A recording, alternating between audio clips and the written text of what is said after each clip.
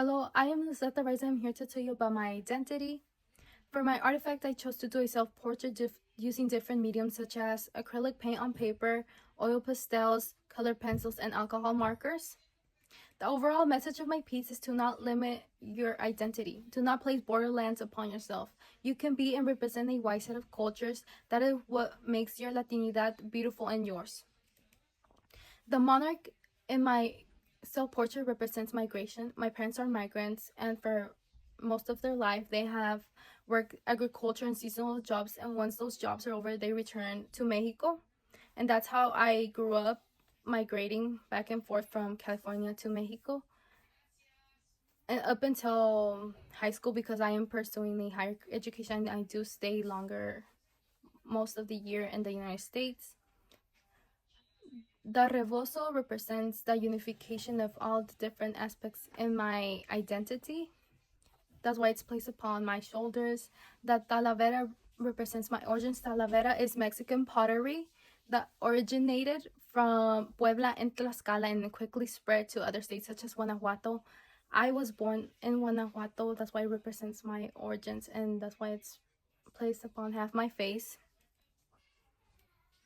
And the nopal and tuna is placed in the background, and it just represents that complexity of Mexican culture. The tuna is the sweet part of our culture, such as the beautiful traditions and the food, while the nopal's thorns are the downsides, such as colorism, homophobia, classism, racism, and other downsides.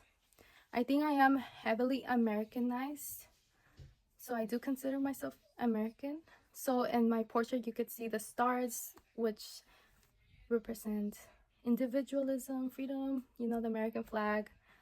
And because of my exposure to different cultures in the United States, I think I am very open-minded and accepting.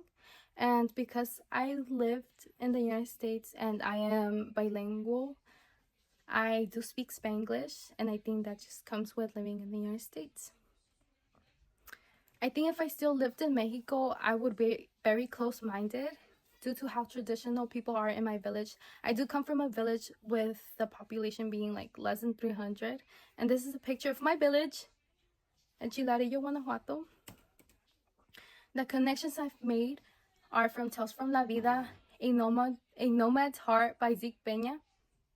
It is a story of a boy exploring his identity while still holding on to his people's history, such as migration and agriculture work, which is what I really heavily resonated with. And words that really hit deep with me is always between and crossing, which I quoted from his panel. Another major concept I have connected to my piece is biculturality. I am part of two cultures that are widely different but create similar experiences, such as the feeling of isolation. I always felt like I don't belong in either place because of how often I've migrated. I'm othered. In Guanajuato, I am too American, while in California, I get called a real Mexican by people around me.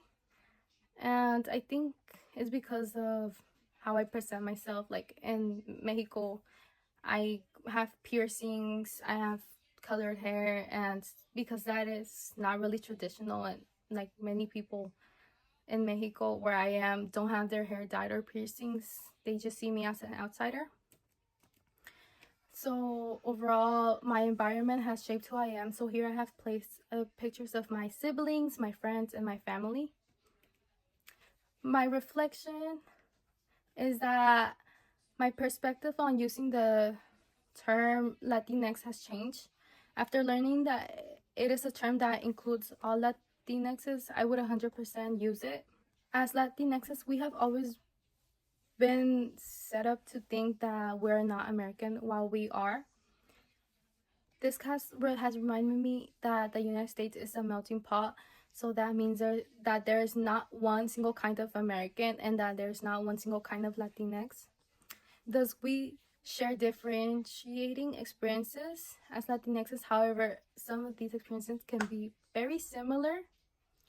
Latinx are a part of American society and history. We have helped shape the U.S. as we know it today, such as the civil rights movement involving the Chicanos and Puerto Ricans.